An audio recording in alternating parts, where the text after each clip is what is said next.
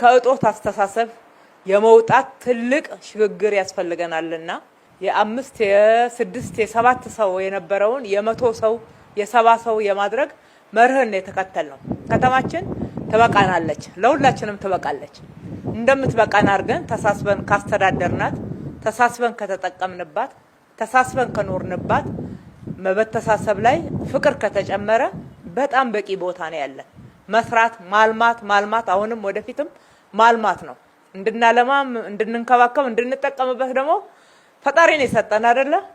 ስለዚህ በዚህ መርህ ከተመራን አሁንም ገና ብዙዎች የከተማችን ነዋሪዎችን መድረስ ይገባናል። ለዛ ደግሞ ልበቀና ባለሀብቶች አሉ። ይሄንንም መሬቱንና አንዳንድ ግብአቶችን ካልሆነ በስተቀር ሌላውን የከተማችንን ባለሀብቶች ከኛ ጋር ስራ የሚሰሩትን አስተባብረን የሰራ ነው። ለነሱም ትልቅ ምስጋና ይገባቸዋል። ዛሬ ደግሞ እዚህ ጋር የሰራነውን ቤት አንዳንድ የአካል ጉዳትና የተለየ ችግር ያለባቸውን ወደዚህ አመጣን እንጂ እዚሁ ሰፈር ላሉት ነው ያስረከብነው።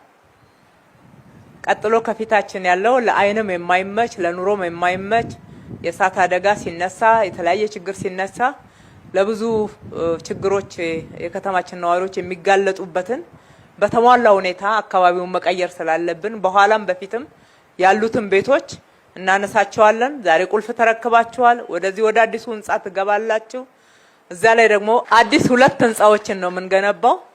የሚቀጥለው ስንገነባ የልጆች መጫወቻ ጨምረን ለወጣቶች የኳስ መጫወቻ ጨምረን አንድ ላይ አካባቢን ጭምር ነው የምንገነባው። መኖሪያ ቤት ብቻ አይደለም፣ አካባቢ ጭምር ነው መኖሪያ። አካባቢ ጽድት ያለ ለመኖር የሚመች ልጆች ቦርቀው የሚያድጉበት በአካላቸውም በአእምሯቸውም ብቁ የሚሆኑበትን በከተማችን ውስጥ እየፈጠርን ያለነውና ይሄ ነው ለከተማችን ነዋሪዎች ከተማውን ምቹ ማድረግ እያወራን ያለነው እንጂ አየር ላይ የሚወራ ፕሮፓጋንዳ የለንም።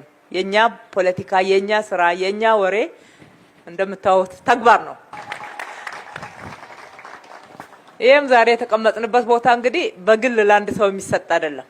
እዚህ ህንጻ ላይ ለገባችሁት ለሰባውም አባወራዎች የጋራ መገልገያ ቦታችሁ ነው። የልጆች ልደት ብታደርጉ፣ እድራችሁን ብትሰበስቡ፣ ማህበራችሁን ብትሰበሰቡ እንደዚህ ፕሮግራም እያደረጋችሁት አካባቢውን ጭምር እየቃኛችሁ ደስ የሚል ህይወት እንድትኖሩ ነው።